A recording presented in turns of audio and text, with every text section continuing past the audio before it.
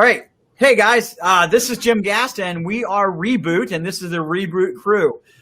This is our inaugural show. We want to thank you for joining us. What's the premise of our show? Well, the concept of Reboot is to discuss topics that all businesses face in the areas of cybersecurity, technology, general business, sales, marketing, and so on and so forth. We all make decisions as business owners all the time, and there may be great decisions, there may be not so great decisions.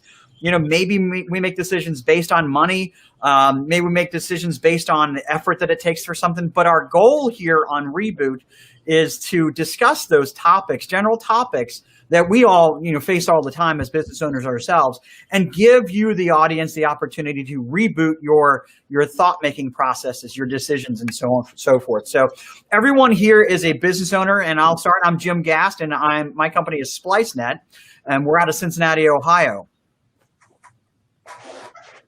Hey guys, this is Brian Bracci from B&L PC Solutions. I'm a managed service provider on Long Island in New York. David Luft with LDB Consulting out of Albuquerque, New Mexico, the chili capital of the world. And we have an MSP out here also. I'm Dave Grew with WinStar Technologies. We're in Culpeper, Virginia, which is basically a sleeping community for the Washington, D.C. area. And we are in traditional IT support managed services with an emphasis on security and compliance. I'm Ryan Heisler. Company is Computer Ease. We're headquartered in St. Louis, and we serve St. Louis area, most of the state of Illinois with managed IT, and been here since 1984. Hey everybody, I'm Stephanie Groot with WinStar Technologies, and I'm in Culpeper, Virginia. Hey guys, Brandon Bowers with Zentech Data Systems out here in sunny South Florida. And if you wait 5 minutes, it may be rainy South Florida. It really depends on the time of day. But we're also in ITMSP. I'm Adam Pittman, coming to you from the Research Triangle Park area of North Carolina. And we're also an MSP, just like everybody else on here. And hope you enjoy the show. Hi, I'm Pavin Mehta from sunny San Diego, California, 15 years in the MSP business. Great. Everyone, thanks for joining. This is the Reboot crew. So we're going to be on here. Well, I'm not sure if how often we're going to do this, but at least once a month. And we hope the topics we bring to you are going to be very informative and help you make more business decisions, better business decisions for yourself. So we're not a cybersecurity show. We're not a technology show. We're not a marketing show. We are just a general business show. But since we're all technology company owners, and many of us here are entrepreneurs and own other businesses as well, we thought we'd start off with a really simple topic that's actually a pretty important topic. Wouldn't you guys agree? Absolutely. Oh, yeah, huge topic. So we thought we'd start talking about passwords today. And so there's a lot that goes on around passwords, but really, in my opinion, and anybody blurt out wherever you want, in my opinion, passwords are kind of like almost the foundation of all security. Would you guys, anybody else? Absolutely. Jim, 100%. In addition to that, passwords have been around since the inception, really, of the computer, right? Some simple passwords, of course, but passwords have been around for a long time for good reason. We need to secure our systems, and passwords were the basic way that we can do that, the beginning, as you said, the foundation. In addition to that, what we have to accept now is that we need long passwords, 12 characters, preferably 16 or greater. And that's right, size matters. It does matter. Size does matter in passwords for sure. And there's a plethora of ways to create a long, memorable password. You know what's kind of funny about that, though, Adam? I'm sorry? Just to chime in on that, though, it's kind of wild because everywhere you go, you hear different recommendations or standards. So, what are you guys seeing, or what do you recommend as being a standard? Because what I hear one day, you go to one location and they're saying, oh, we don't want to reset every 90 days. I don't necessarily agree that, we should be doing something like that. So, what do you guys thought? The unfortunate thing is, I'm sorry. Dave, I'm sorry, please. No, you're fine. I was just going to say the unfortunate thing, Brandon, is that, password, complexity, length, the characters, capitals, what we still find and get into is even if they're making them longer, they're using the same password all over the place. And that becomes an even bigger problem. And it's more than that, David. You know, people share their passwords once in a while, and somebody else might remember that. So if somebody else knows your password and you're not using multi-factor authentication, then that password can be shared. It can be used again. You need to change your password. I hear what you're saying, Brandon. I've heard that too, and I think these people are crazy. I think I've mentioned this before. When I was back in the Air Force, we had a password every day. I worked on nuclear weapon systems to get into the shelters where the nukes were. Every day it changed. Every day it was different. And the reason why is because if you keep the same password and somebody knows that password, somebody else could use it. It's just a good idea to change your password and to use that complexity. Well, so I want to combat that for a second, because Sure. every time I'm going to a customer, talking to other business owners, and I bring up something like that, they're going to tell me, well, I'm not in a compliance-driven sector. I don't need, nuclear codes, or I don't have nuclear codes. I don't want to change every single day. So my standpoint is, I want a secure password, and I want to layer in protections like multi-factor, which we'll probably talk a little bit more about. And then that's where I feel secure. And I think that's also where like some of the newer frameworks are aligning themselves, where you got a secure password. Maybe you're not changing it so frequently. And the reason is because you don't want people using those easy passwords or recycling those passwords or using them in 10 different locations. So I think really, though, it's a balance that if you have the long password, people are thinking, I don't want to change it as often. But the big thing is not to use variations of the same password all the time. And if you change it frequently, you're going to be more secure. And it's not really about being in a compliance industry. It's about what happens tomorrow when your business gets ransomware because you had a cheap password. Yeah. And now you can't access any of your stuff. And you also didn't have a backup because you were cheap. Now what do you do? Yeah. Well, I think one of the big things that we see is one of our biggest clients, the chairman of the organization, walks around with a pad on a piece of paper with every single password. The guy's 70 some odd years old. And to combat that, I mean, we have a solution, right? We can use a password manager. I don't know any of my passwords.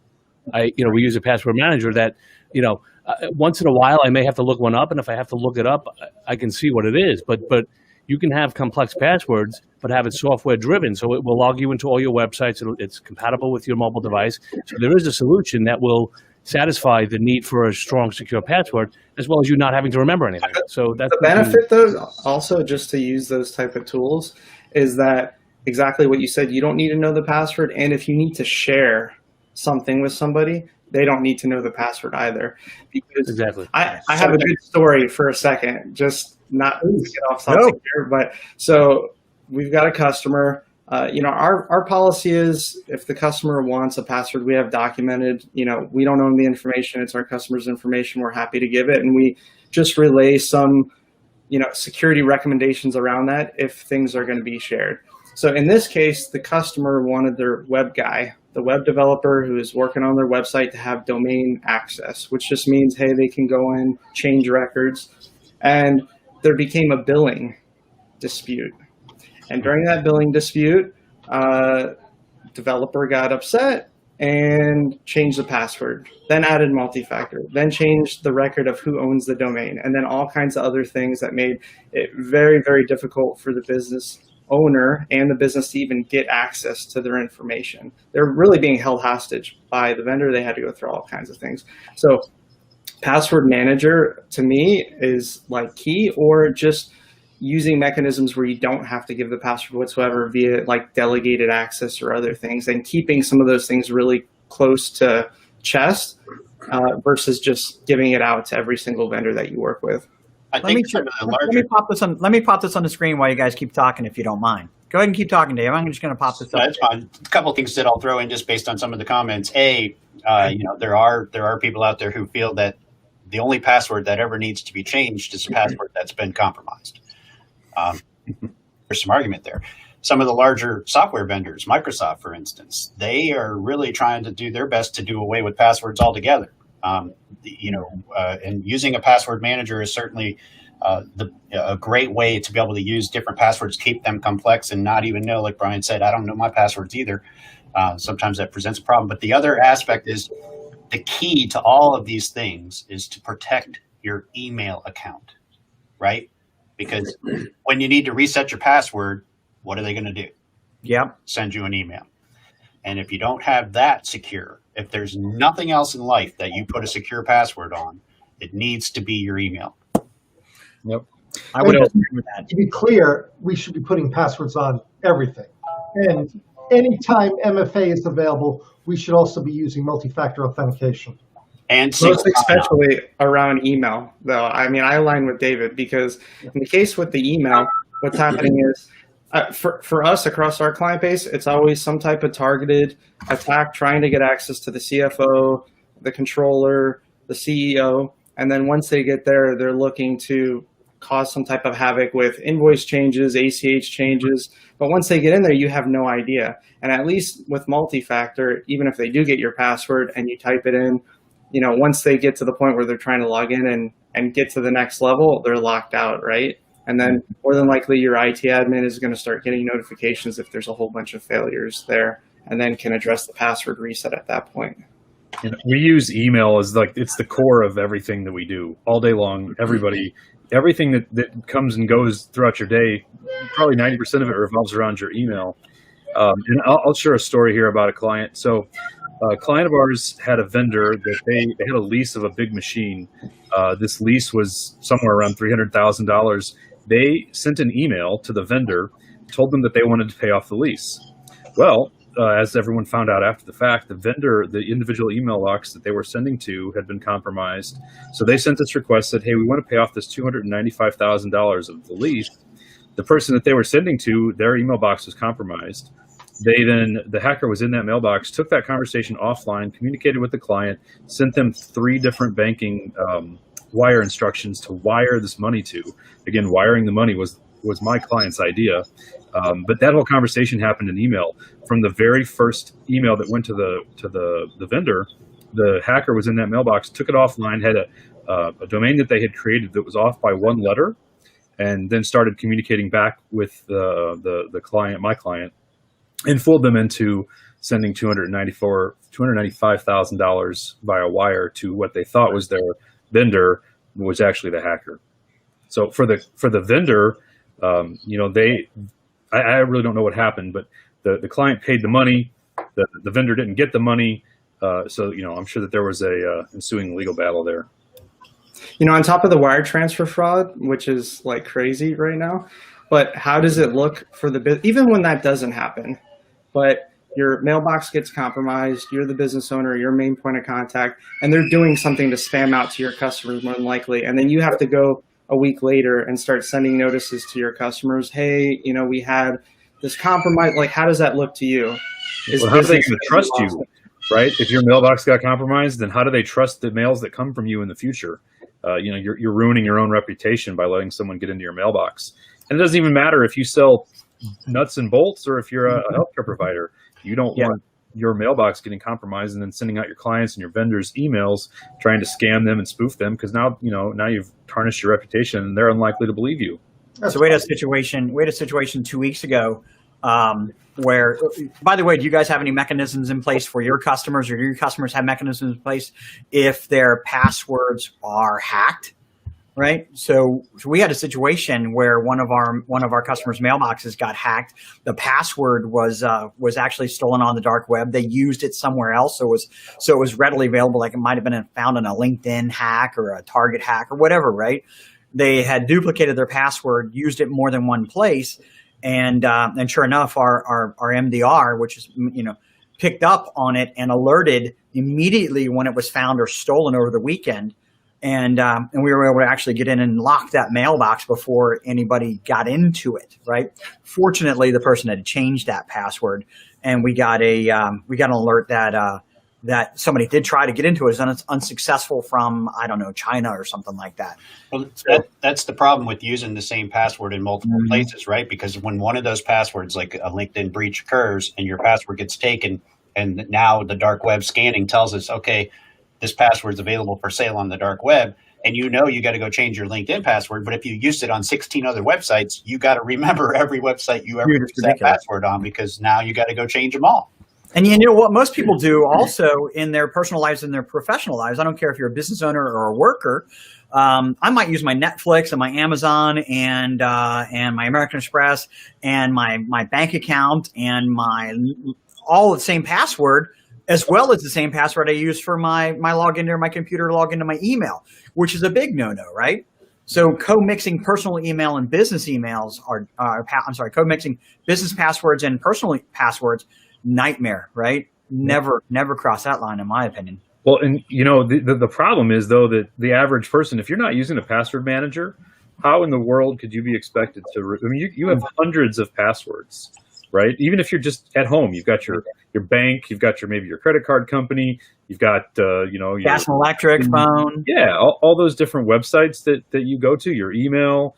I think the average is 108 websites per person in the United States. Who's gonna remember all those manually without a password manager?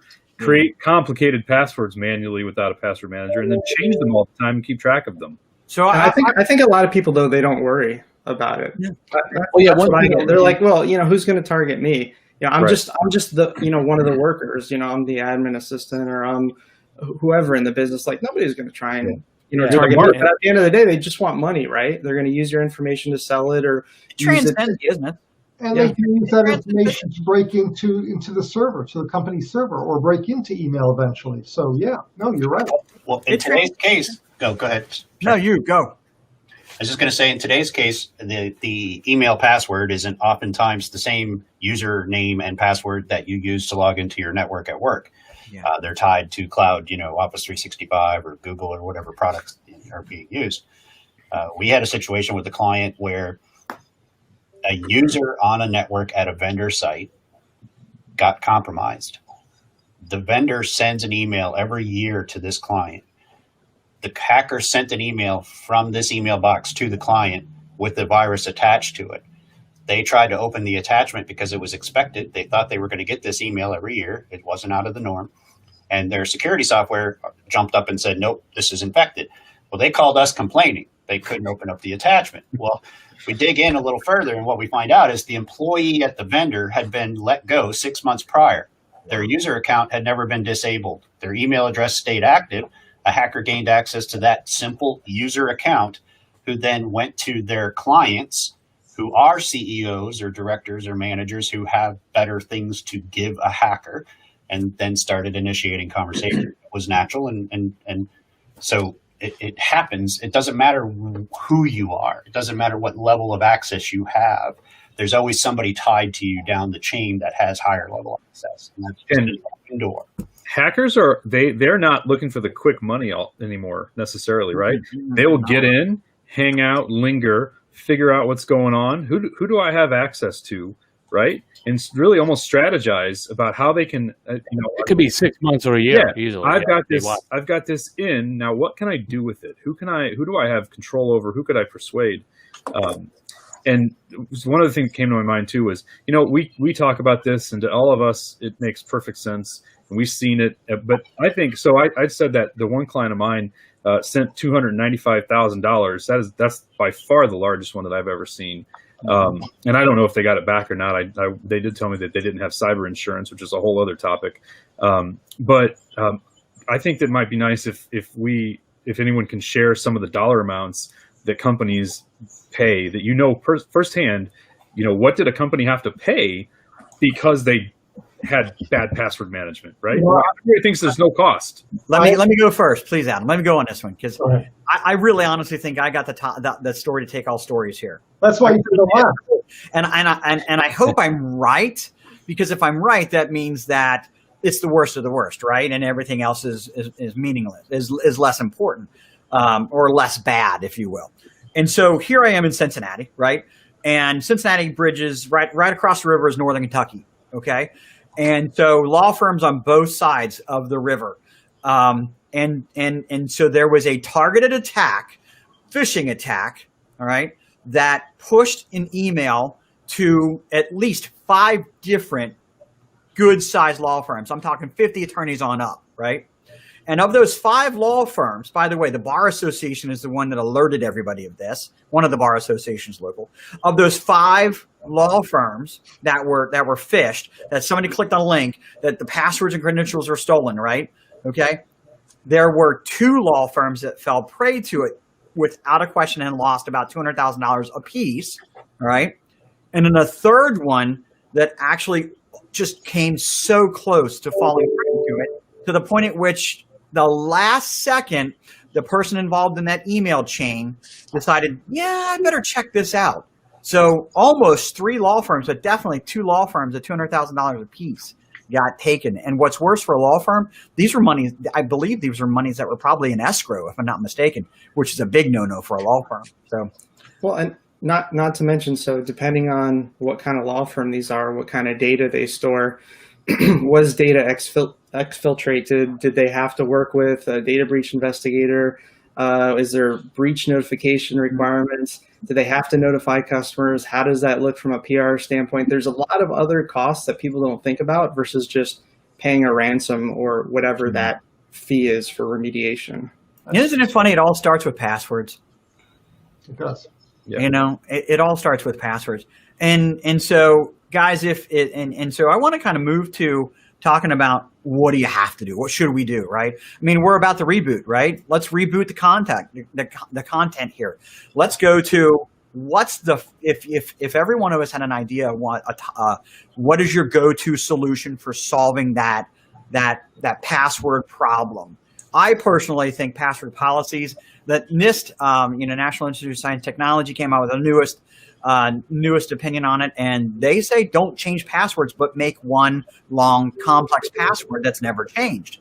You know, as I put up on the screen before, this is where we're at right now with passwords. I mean, it takes I was amazed yesterday, a 10-character password with just upper and lowercase, takes only a month to hack. And we're all saying that, hackers are hanging out in networks for more than a month, right?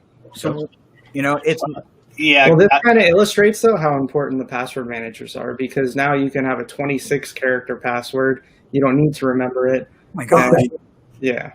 I mean, that also, that is good information on that chart, but it's somewhat misleading, right? Because that's basically a brute force attack is what you're outlining there. Right. How long it takes a computer to run the algorithms to try and defeat the password. Sure. But if somebody gets a hold of a user account on a domain and gets a foothold in that network, now it's about password hashes. I don't need the password. I just need the hash. And I don't care how many characters you got in the password. I don't care if they're complex. I don't care if it's 12 characters. No. That's where your multi-factor authentication, your access by geotagging, only IP addresses, specific areas, VPN clients, there's so many layers of things you can do. But the key, in my mind, as with all security aspects, is people hate it because it adds steps and it makes it more inconvenient. So you need to find a way to balance the long password, the complexity of the password, using a password manager, but then do things like single sign-on so that the user can log in one time and then every other aspect that they need from that computer is accessible without another credential. But isn't that kind of a threat too, if you think about it, if they're on that system and they sign into one with single sign-on, if that is hacked, they've got everything else. Yeah, if you're doing single sign-on. So single sign-on is great, but you have to protect that single sign-on as much as possible. So you need to put those extra steps and annoyances that people don't like to get past that first step. And then everything else is all of a sudden easier then, right? To get to all the other services you want to connect to. But I mean, to me, for email, that's key. You want to stop them from even getting in that door, because once they get in the door, like what David was saying, whatever other technical things they need to do to get their way throughout the rest of the network, they're going to be able to do.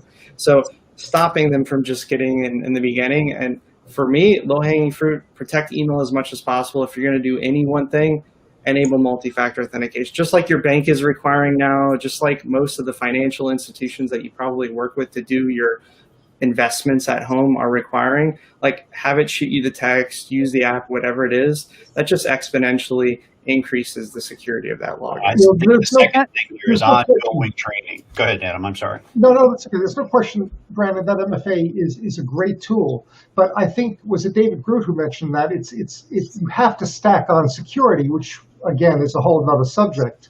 Because even if you have MFA, and we've all seen it, right? We saw Kevin Mitnick break into that email through the internet, right? Because somebody was using a common wireless access point, right? Or people were using a public one. So he was able to break in and break into without having to worry about passwords and get all that information. So it's very important that all the layers of security are there. And, remember when, just a few short years ago, it seems to me that we were the heroes, right? We would come in and we'd swoop down and we'd fix computer problems and we were awesome. And now we're the people, our clients don't want to hear from. They don't want to hear from us because we're making them do these things. But it's really for their own protection. It's like traffic cops now, so we are. It's unfortunate, but it's true. That's right. I think Apple's made it very easy. We have some managing partners and partners that you have the ability to use biometrics, your thumbprint or facial recognition, and that's too much. They need that off. They want to just open the phone.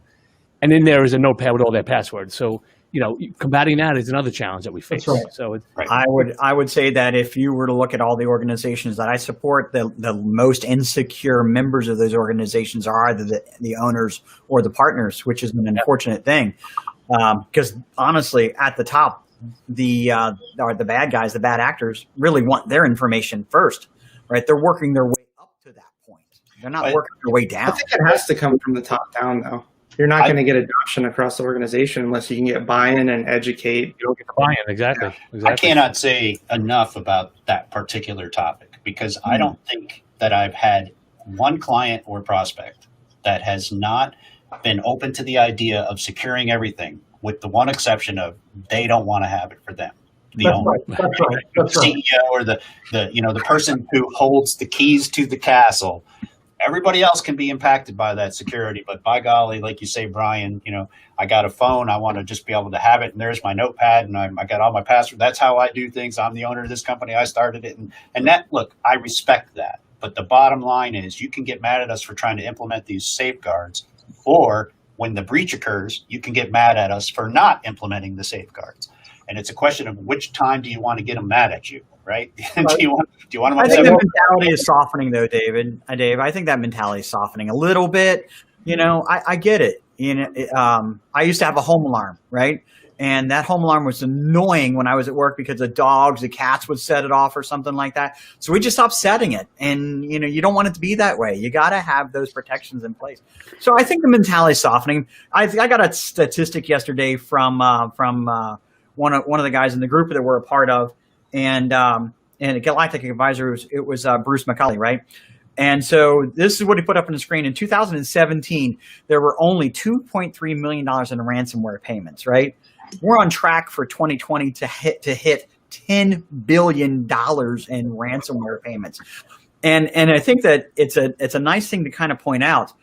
Look, the ransomwares can be any amount of money, right? The $1,000 all the way. Nobody's doing $1,000 anymore. Everybody's doing.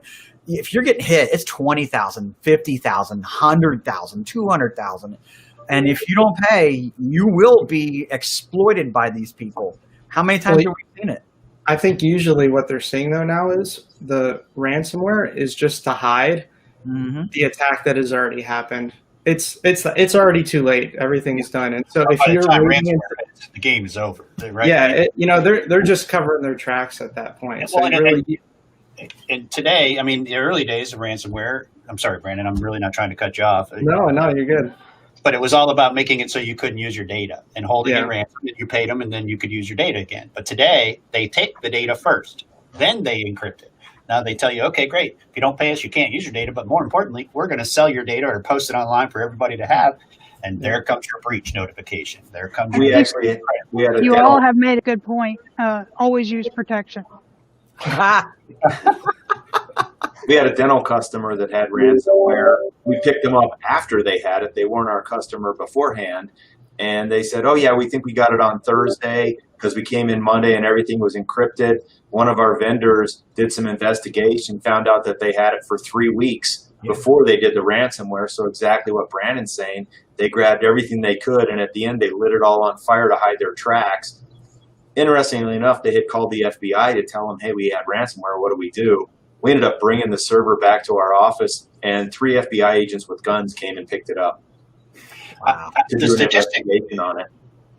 As of a couple of months ago, I know the statistic was that a hacker has generally had a foothold on your network for an average of 180 days prior to the execution of a ransomware attack.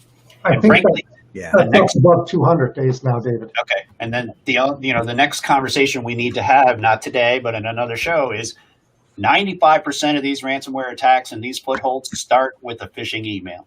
Yep. So if we can just take the people out of the equation, security is a breeze, right? But that's not the case.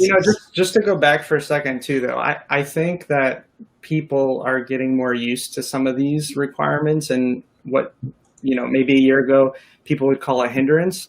And there's all these compliance requirements coming down the pipeline as well. So I think whether some of these businesses like it or not, states like New York, Massachusetts, California is creating laws now that are going to force, major requirements around securing information via email, password requirements. It's just a matter of time until there's requirements around all MSPs, because now MSPs are large targets all around the world. So I think it's softening in terms of conversations that we have today. I think it's softening out of necessity and out of legislation and compliance. So, well, listen, we're already over a couple minutes, and that's fine. I think it's a great topic, but let's talk about real fast.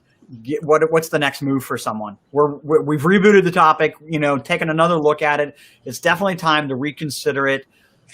Show of hands, change your passwords right now, or multi-factor. Change your passwords. If that's the first thing you think everybody should do, is go change passwords and make them long and complex passwords. Now, first step, multi-factor. That's right. What do you guys think? Multi-factor. Absolutely. Yep. That's certainly it's a unanimous thing. Multi-factor on your Microsoft 365, on your firewalls, on your everywhere. Everything. Wouldn't you say? Yep. Anything that supports it. That's all right. You know what, Ryan? What would be the second thing, or anybody for that matter? What would be the second thing after you do the multi-factor? User education. Yeah, for email, I was going to say that just the basics, user education. If you get an email and it says urgent warning, your stuff's going to implode if you don't do this now. Enter in your credentials and you have to make a new account. It's going to expire. We're going to take access from your money. Anything urgent. Time-based, it's always, right. Yeah, there's always a sense of urgency. That's like the big giveaway that I tell people. Look for that red flag. If it's urgent, be cautious, right? And I also like to tell people, if you question an email whether it's valid or not, don't click it, don't do it. Call. Pick up the telephone. If you know that person, call them on a number, not a number that's in the email. Yeah, right. But a number that some other way. And call, and hopefully that person's voice, or you can somehow otherwise verify that actually came from them. Yeah, good point. And if you got an IT guy as well, Can you your support guy to review over for you. Yeah. Can you just reply to the email? Yeah, that's like saying, "Hi, I'm a sucker." I want to make that clear, right? You should not be replying to that email. Hey, send me more emails, please. I will respond to you. Yeah. That's why I say. Guys, I think we effectively reboot this topic. What do you guys think? I think so. I agree. Give it a good press of the reboot button, guys. Yeah. All right, remember the two most important things: size matters and use protection. Thank you for that, Stephanie. All right, we're going to sign off until the next time. Thank you so much, guys. This was fun. It was. You guys sit here. We'll stay on top. We'll stay here.